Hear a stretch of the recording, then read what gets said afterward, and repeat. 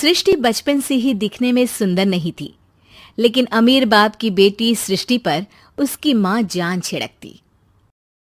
मेरी बेटी कितनी प्यारी है, भगवान सबको सृष्टि जैसी बेटी दे। सृष्टि धीरे धीरे बड़ी होती है।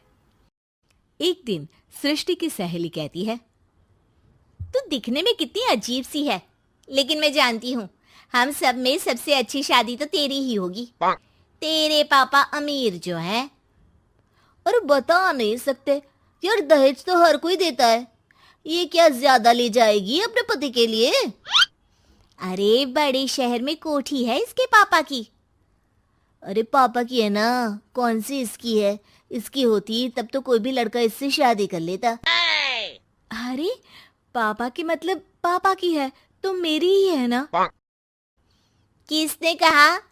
अब तेरी तो तब होगी ना जब तेरा भाई ना हो। वैसे भी शादी के बाद सारी प्रॉपर्टी भाई के नाम होती है। सृष्टि समझ जाती है कि उसे किसी भी हालत में माँ बाप की सारी प्रॉपर्टी को अपने नाम करना है, लेकिन कैसे? एक दिन सृष्टि का भाई शीनू कहता है, बहन क्या कर रही है? तुझसे एक बात करनी है। अरे हाँ हाँ करना, मैं तो तेरी बहन हूँ। बहन मेरी लाइफ में ना एक लड़की है, बहुत अच्छी है। मैं सोच रहा हूँ माँ और पापा से बात करूँ शादी के लिए। सृष्टि को समझ में आ जाता है कि भाई की शादी होते ही भाभी उसे एक दिन भी घर में बर्दाश्त नहीं करेगी। क्या बात है भाई, बताना कौन है वो? यार वो बहुत अच्छी लड़की है, पढ़ी लिखी है, मेरे साथ जॉब भी करती है। बस एक प्रॉब्लम है। हाँ प्रॉब्लम? क्या प्रॉब्लम है भाई? यार वो शादीशुदा है, लेकिन उसके पति ने उसे सिर्फ इसलिए छोड़ दिया क्योंकि उसके माँ बाप दहेज नहीं दे पाए। सृष्टि ये सुनकर न जाने क्यों खुश हो जाती है। अरे भाई तो क्या हुआ, लड़की तुझे तो पसंद है ना? शीनू को लगता है कि बहन उसे समझ रही है।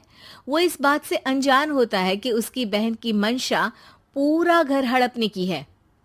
सृष्टि अपनी माँ से कहती है, मम्मी मुझे तो बहुत चिंता है। पता है शीनू क्या कर रहा है? अरे क्या कर रहा है? वो तो काम पर जाता है और वापस घर आता है। नहीं ना माँ, वो यही तो नहीं कर रहा, बाकी सब कर रहा है। आपको पता है उससे प्यार है, और वो भी एक शादीशुदा लड़की से। ये क्या हो गया? मैं सोसाइटी में क्या मुंह दिखाऊंगी? अरे तेरे पापा तो यही कहेंगे कि मैंने ही उसे बिगाड़ दिया है। माँ देखो, मेरी बात मानो, पापा पर भी विश्वास करने की जरूरत नहीं है। अब आप ही बताओ, पापा इतनी देर घर के बाहर रहते हैं क्यों? बोलो। अरे बेटा वो तो नौकरी करते हैं ना। तू बहुत भोली है माँ। पापा का ऑफिस तो 7 बजे खत्म हो जाता है, लेकिन देखो कितनी देर से आते हैं। अरे नहीं नहीं बेटा, ऐसी कोई बात नहीं है। सृष्टि माँ को एक औरत से बात करते पिता की फोटो दिखाती है। देखो माँ कैसे हैं पापा, मैं ना कहती थी कि पापा सही नहीं है। मैं तेरे पापा से बात करूंगी, दे फोटो मुझे। ओ माँ, वो तो डिलीट हो गई। लेकिन चल, तूने तो देख लिया ना। पापा से बाद में बात कर लेना, और हाँ मेरा नाम बिल्कुल मत लेना। हाँ माँ। अब क्या था, सृष्टि के माँ और पिता के बीच झगड़ा होना शुरू हो जाता है। सृष्टि के मन में क्या चल रहा था कोई नहीं जानता था। एक दिन, माँ सृष्टि के लिए एक लड़का देखा है, वो लोग शाम को उसे देखने आने वाले हैं। और हाँ माँ, एक खुशखबरी, मैं और पापा मिलकर एक नया बिजनेस ट्राई कर रहे हैं। शाम को लड़का आता है, सांवले रंग का। सृष्टि को तो बिल्कुल भी पसंद नहीं आता। लड़की की माँ कहती है, लड़की का चेहरा तो कोई खास नहीं, लेकिन अगर मेरे बेटे को आप लोग सेटल कर दें तो मैं उसकी शादी आपकी बेटी से करवा दूं। सृष्टि को लड़का बिल्कुल पसंद नहीं था। उसे भाई पर गुस्सा आ जाता है। लड़के वालों के जाने के बाद कहती है, माँ देखा शीनू मेरे लिए कैसा लड़का लेकर आया, न दिखाने लायक न सुनने लायक, सेटल भी नहीं, वो भी हम करे। अरे माँ, मैं जानती हूँ ये मेरी शादी किसी भी घर में क्यों करवाना चाहता है। अरे कैसी बात कर रही है बहन? तूने तो देखा ना, लड़के को मैंने ही मना कर दिया तुझसे शादी के लिए। जिसने लड़का बताया था उसने उसकी बहुत तारीफ की थी। बात आई गई हो जाती है, लेकिन सृष्टि का मन शांत नहीं होता। क्या करूं, कुछ समझ में नहीं आ रहा। मेरी शादी हो गई तो ये लोग पूरी प्रॉपर्टी शीनू के नाम कर देंगे, मेरे हाथ तो कुछ लगेगा ही नहीं। तभी सृष्टि को आइडिया आता है। वो किसी वकील को फोन करती है। जी देखिए, अगर आपके मम्मी पापा का तलाक हो जाता है तो आपके पिता की आधी प्रॉपर्टी आपकी माँ के नाम हो जाएगी, फिर उसे वो किसी को भी दे सकती है। सृष्टि अब माँ को बेटे के खिलाफ भरती है। माँ, शीनू पर नजर रखा करो, वो जिस लड़की के प्यार में है ना वो शादीशुदा है। यहाँ आएगी, सारा पैसा, रुपया, जमीन, जायदाद सब हड़प लेगी। पापा का भी हाल तुमसे छुपा नहीं है। ऐसा ना हो कि मैं और आप एक दिन सड़क पर भीख मांगे। हे भगवान, मैं तो जीते जी मर जाऊंगी अगर ऐसा हो गया तो।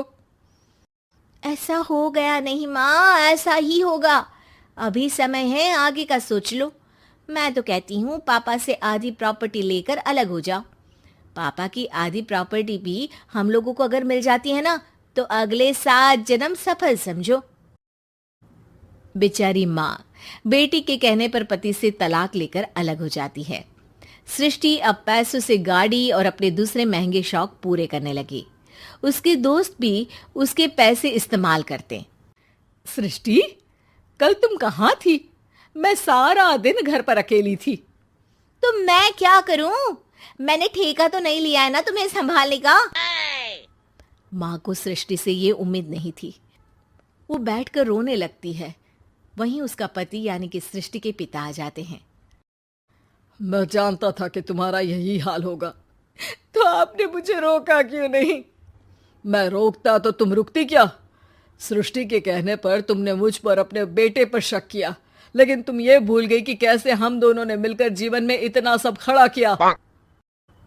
माँ पति के गले लग जाती है। मुझे माफ कर दीजिए, मैंने आपकी कमाई का एक बड़ा हिस्सा गवा दिया।